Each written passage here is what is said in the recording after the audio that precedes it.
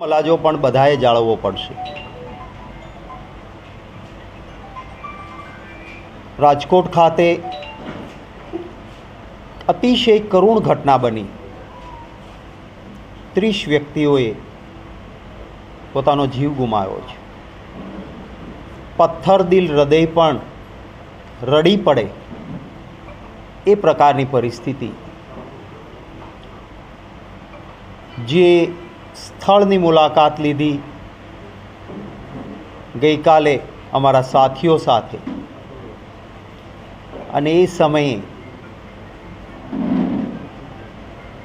જે વ્યક્તિઓએ ત્યાં જીવ ગુમાવ્યો છે એવા વ્યક્તિઓના પૈકીના કોઈકના ટુકડાના માનવ અવશેષ ત્યાંથી પ્રાપ્ત થાય. કેટલી હદ સુધી એ આગમાં એ વ્યક્તિઓ ભૂંજાઈ હશે એનો અંદાજ એનાથી જ આવી શકે.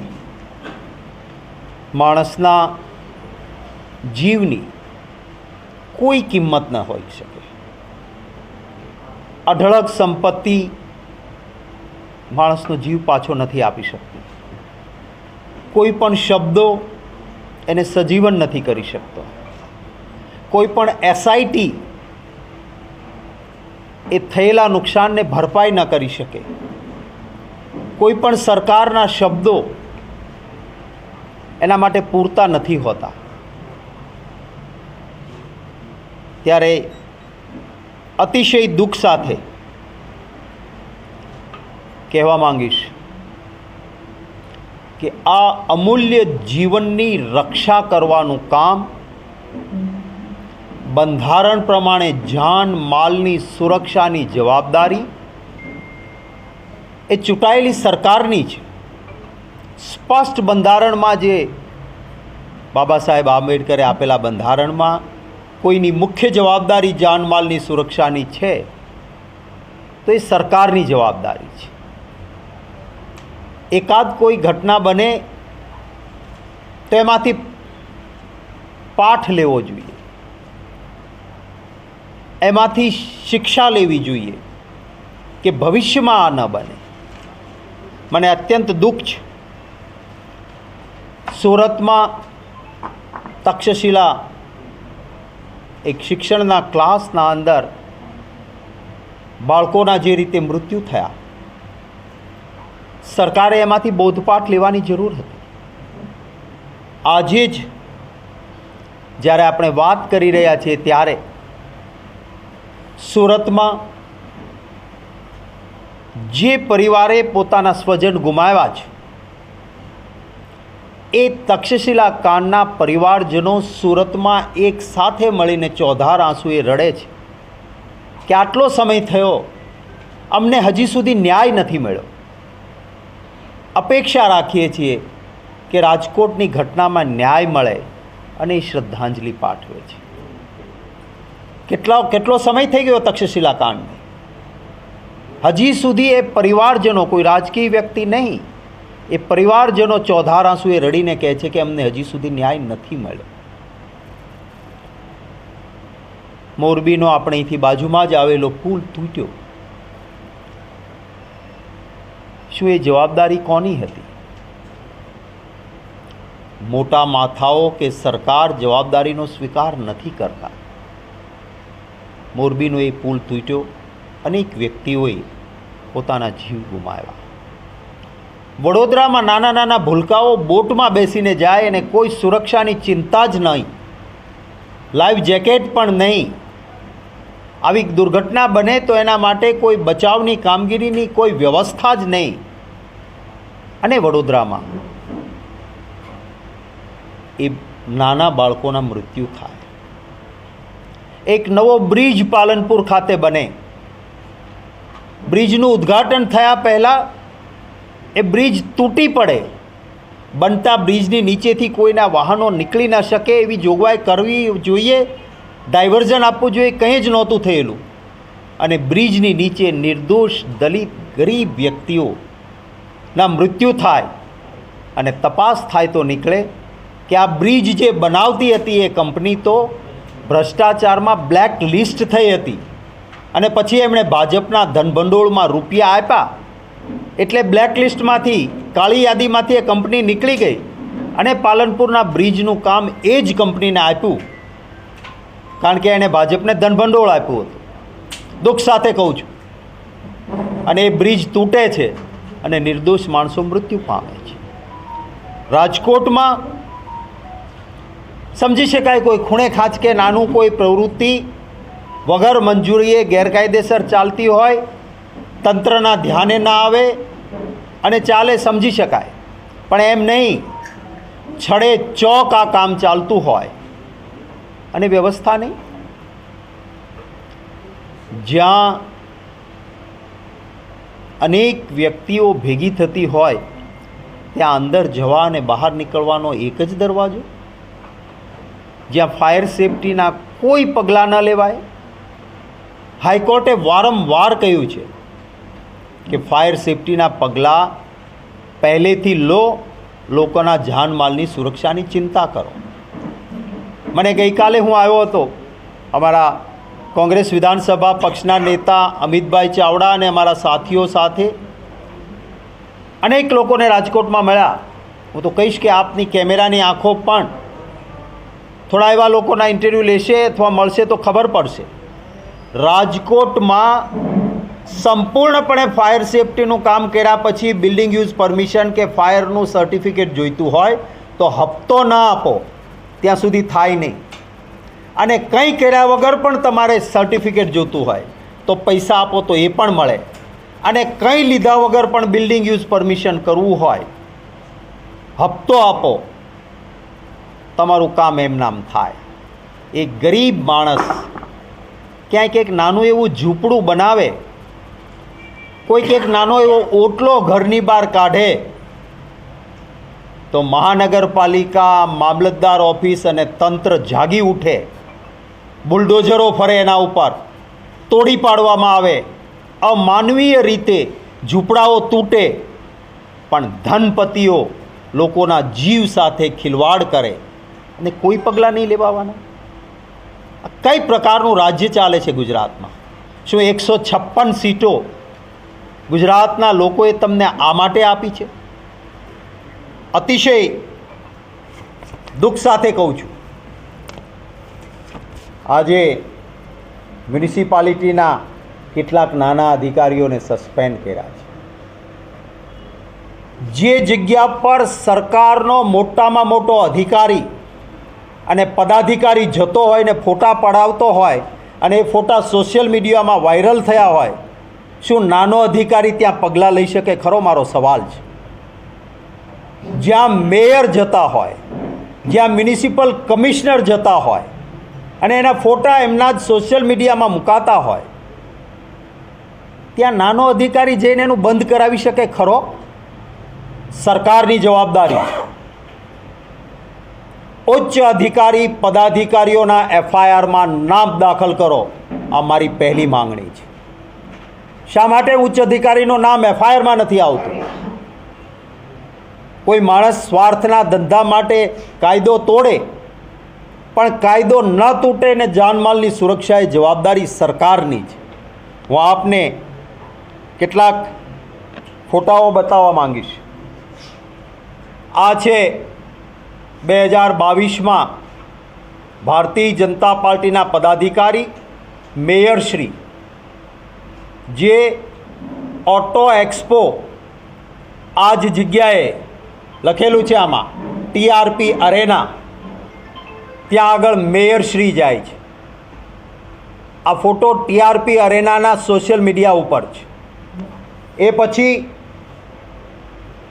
એ વખતના ધારાસભ્ય અને એક આજના ભાજપના મહામંત્રી છે અરવિંદ રૈયાણી, કિશોર રાઠોડ, બીજેપી ટીમ, અહીંયા લખવામાં આવ્યું છે બીજેપી ટીમ આ જગ્યાએ જાય છે.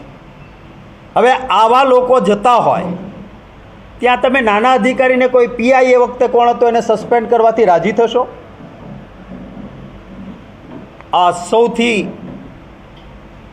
વધારે ગંભીર બાબત કલેક્ટરશ્રી, એસપી, મ્યુનિસિપલ કમિશનરશ્રી ઝોનના પોલીસ અધિકારી, આ બધા જ અધિકારીઓ ત્યાં જઈને અને આ જે બાજુમાં આ જે બિલ્ડિંગ દેખાય છે, જ્યાં આ ગ્રાઉન્ડમાં ઊભા છે ને ફોટો પણ આવે છે, જ્યાં રેસિંગ કારનો ટ્રેપ છે, આપણે બધાએ જોયું છે, અને એ જ જગ્યાએ બાજુમાં આપને જે બિલ્ડિંગ સળગ્યું અને જેમાં લોકોએ જીવ ગુમાવ્યા એ પણ દેખાય છે. હવે આવા અધિકારીઓ ત્યાં જતા હોય અને પછી સરકારે એમ કહે કે મેં 5 જણાને સસ્પેન્ડ કર્યા, શું આ વ્યાજબી છે ખરું? એક જવાબદાર રચનાત્મક વિરોધ પક્ષ તરીકે રાજકારણ નથી કરતો. દુઃખ છે, દર્દ છે મને. મેં એવી સરકારો મારા દેશમાં જોઈ છે, એક રેલવેનો અકસ્માત થાય, રેલ મંત્રી રાજીનામું આપે.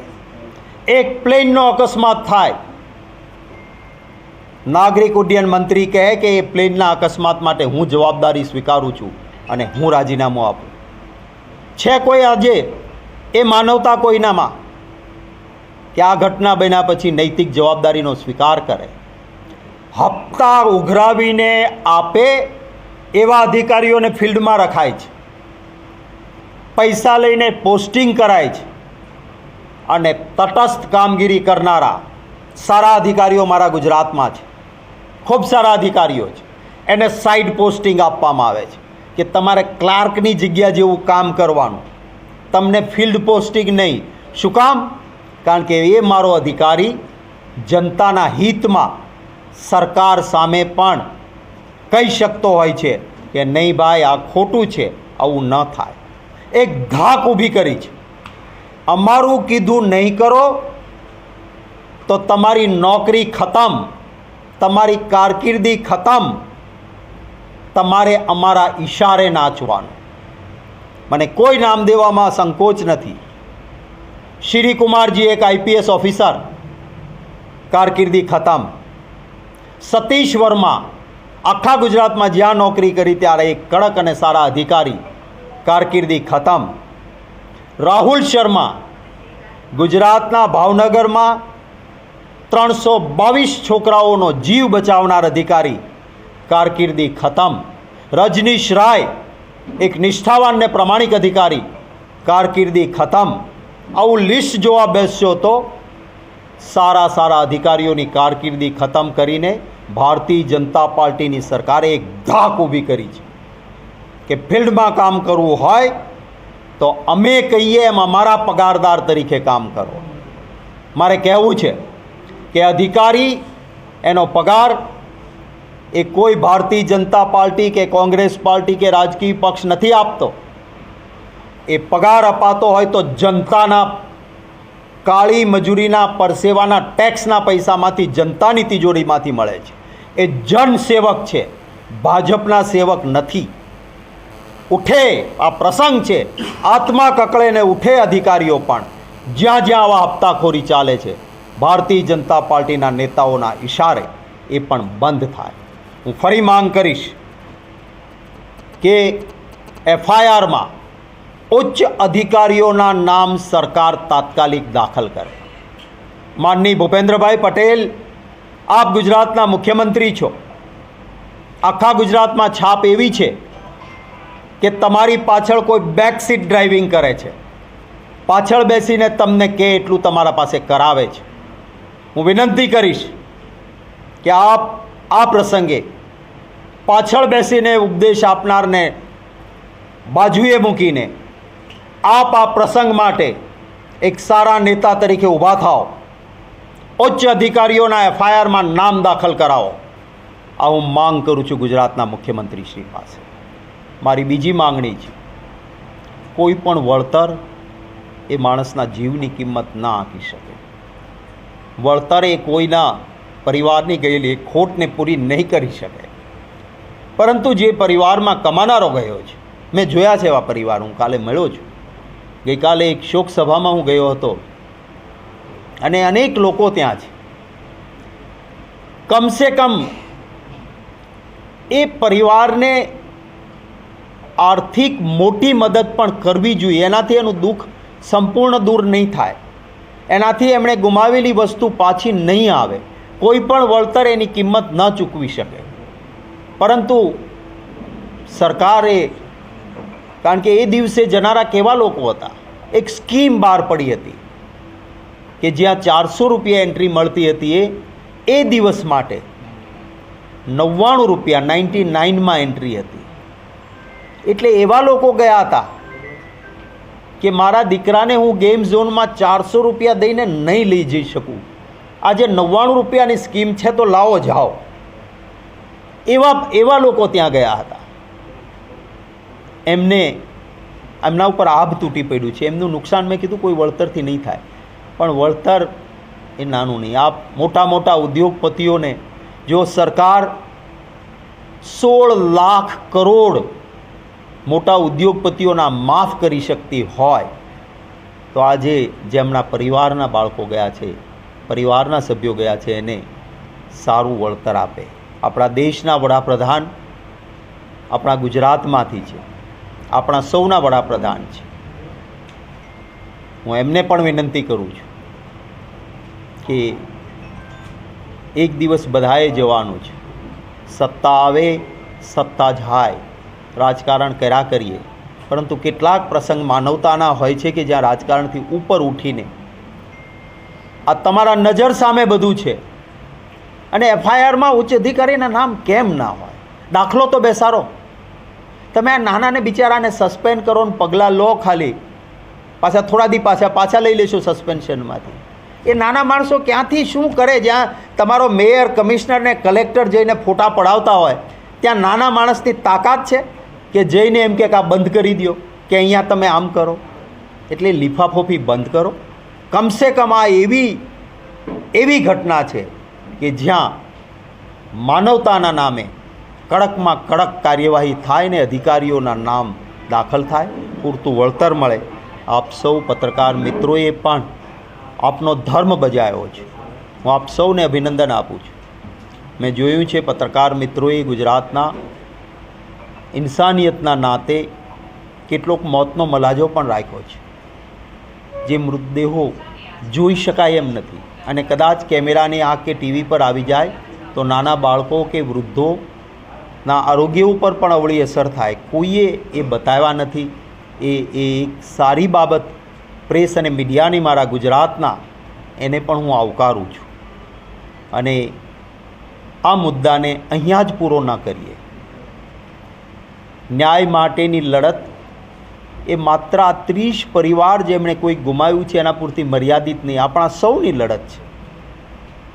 હું તો કહીશ કે કાલે મારા પક્ષની સરકાર હોય ને આવું બને તો એના સામે પણ માછલા ધોવાનો આપને અધિકાર છે. પણ આ મુદ્દાને ઉઠાવતા રહેજો, એ પરિવારોની મુલાકાત કરતા રહેજો, અને એફઆઈઆરમાં નામ ઉચ્ચ અધિકારીઓના ના આવે ત્યાં સુધી લડત પણ ચાલુ રહે. મેં વિનંતી કરી છે અમારા તમામ જિલ્લાના પદાધિકારીઓને, આવતીકાલે તમામ જિલ્લા મથક પર બિન રાજકીય રીતે એક શ્રદ્ધાંજલિનો દીવો એ મીણબત્તી સ્વરૂપે અથવા દીવા સ્વરૂપે જલાવીને, કોઈ રાજકીય ભાષણો કે ભાષણ નહીં, જેમાં પણ શ્રદ્ધા હોય એ ઉપરવાળાને પ્રાર્થના કરીને શ્રદ્ધાંજલિ આપીએ. એના પરિવારને મદદરૂપ થાય, એ દુઃખમાં ભાગીદાર થાય અને ઈશ્વર એ પરિવારને સહનશક્તિ આપે માટેની પ્રાર્થના આવતીકાલે દરેક જિલ્લા મથક પર દરેક કોંગ્રેસના આગેવાનો એનું આયોજન કરે, પણ બિનરાજકીય આયોજન કરે. કોઈ ખેસ, કોઈ કોંગ્રેસના સિમ્બોલની જરૂર નથી. વિનંતી કરીશ તમામ ગુજરાતીઓને કે તમામ જિલ્લા મથક પર આ બિનરાજકીય કાર્યક્રમમાં જોડાય. હું આભાર માનીશ રાજકોટવાસીઓનો કે ગઈકાલે શ્રદ્ધાંજલિનો કાર્યક્રમ થોડા જ કલાકો પહેલાં અમે જાણ કરી હતી, એમ છતાં બહોળી સંખ્યામાં સરદાર સાહેબની પ્રતિમા પાસે ગઈ રાત્રે શ્રદ્ધાંજલિનો દીવો જલાવવા અને પ્રાર્થના માટે જે પધાર્યા હતા એ સૌનો આભાર માનું છું. હું વિનંતી કરીશ અમારા કોંગ્રેસ વિધાનસભા પક્ષના નેતા ભાઈ શ્રી અમિતભાઈ ચાવડાને એ વાત કરશે, પછી માનની પરેશભાઈ, લલિતભાઈ કે અન્ય અમારા સાથીઓમાંથી ભાઈ ઋત્વિકભાઈ મકવાણા છે, અમારા યુવા સાથી ભાઈ નરેન્દ્ર સોલંકી પણ છે. થયા પછી મને માફ કરજો, હું 1 to 1 કોઈને નહીં આપું, પણ અમારા આગેવાનોમાંથી કોઈની સાથે 1 to 1 આપને વાત કરવી હોય તો એ પણ જરૂર કહેશે. માનની અમિતભાઈ ચાવડા.